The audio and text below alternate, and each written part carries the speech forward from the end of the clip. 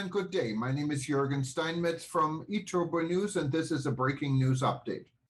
For more news updates and shows, please go to youtube.com/travel news group.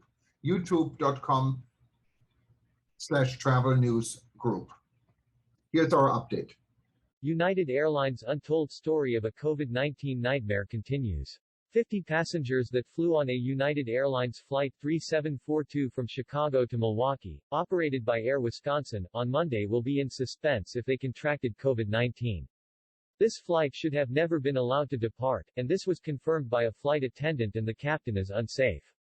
An eTurboNews associate can, however, relax at least today, after he received his PCR test for $165. He is still unvaccinated, but COVID-19 negative after receiving his test result today. This associate was on a United Airlines commuter flight where the air filtration was turned off due to a malfunction. This was known before takeoff and ignored. 2 more upcoming tests will show if he will remain negative for 10 more days after he was a passenger on United Airlines UA 3742 from Chicago to Milwaukee on October 4. It means the nightmare of suspense will continue. Scott Kirby, United Airlines CEO, said on July 2020, "We know the environment on an aircraft is safe, because the airflow is designed to minimize the transmission of disease, so the earlier we maximize airflow over our HEPA filtration system, the better for our crew and our customers. The quality of the air, combined with a strict mask policy and regularly disinfected surfaces, are the building blocks towards preventing the spread of COVID-19 on an airplane." It is disturbing to see that the very same airline ignored what its CEO praised as the only way to operate airlines safely during the pandemic. United Airlines maintenance in Chicago encouraged the captain flying UA 3742 to take off knowing the air filter system could not be used on this short flight to Milwaukee. The excuse, Air Wisconsin maintenance is in Milwaukee, never mind the passengers. UA 3742 was operated by Milwaukee-based commuter airline Air Wisconsin, using a CL-65, which appears to be a CRJ-200 aircraft. The Canadair CL-65 is a 50-seat aircraft that was built by Quebec, Canada-based Bombardier, between 1992 to 2006.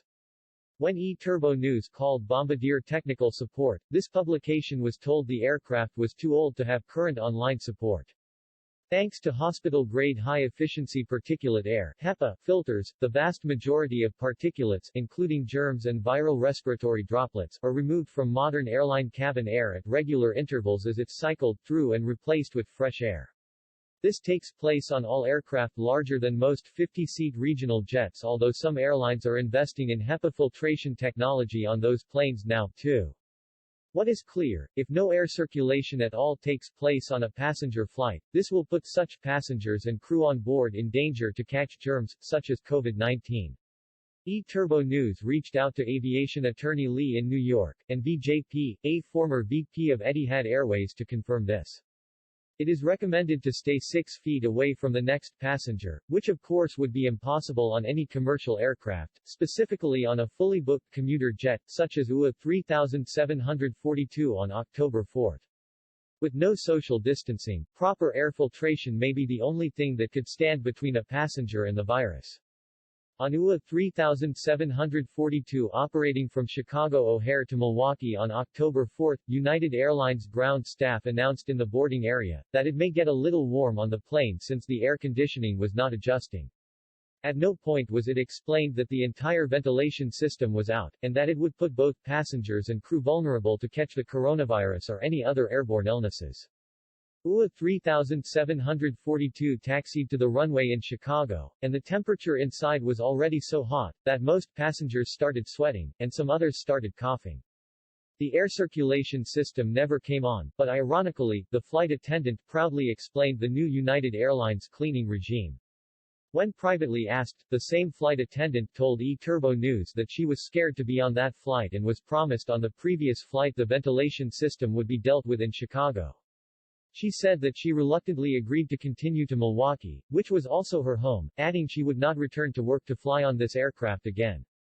eTurboNews repeatedly reached out to United Airlines and Air Wisconsin to get clarification as to whether such filters were used on this flight. There has been no response from either. Apparently in Chicago, a UA hub, United Airlines maintenance didn't want to deal with the issue and suggested for the flight to Milwaukee to operate, so the aircraft could be repaired in Milwaukee, the Air Wisconsin home base. eTurboNews talked to the pilot after landing and asked if it was safe to operate a fully booked flight with a malfunctioning ventilation system during a pandemic. The pilot admitted to eTurboNews it was not, and he apologized. Another passenger said that he was a retired captain and was upset that the Air Wisconsin captain operated this aircraft. eTurboNews reached out to United Airlines numerous times to find out if passengers on this flight could be traced, but again there has been no response. eTurboNews also reached out to United Airlines asking for an explanation. Media relations told eTurboNews there was no incident log for this flight. UA customer service said this was no big deal since it was only a very short flight, but they would credit 5,000 frequent flyer miles for the inconvenience. A gentleman by the first name of Chris talked to eTurboNews publisher Jürgen Steinmetz. He said that he was the VP of Corporate Security for Air Wisconsin. He acknowledged the incident and apologized. He promised to get back to ETN with more details. It didn't happen, but instead Air Wisconsin sent an email with no contact name or signature. Regarding your recent experience on Flight 3742 with service from Chicago to Milwaukee. Safety is our #1 priority at Air Wisconsin. The aircraft met FAA airworthiness criteria and our crew, in consultation with our maintenance experts, ensured the flight was safe to operate. We do apologize for any inconvenience you experienced on your flight and thank you for bringing this matter to our attention.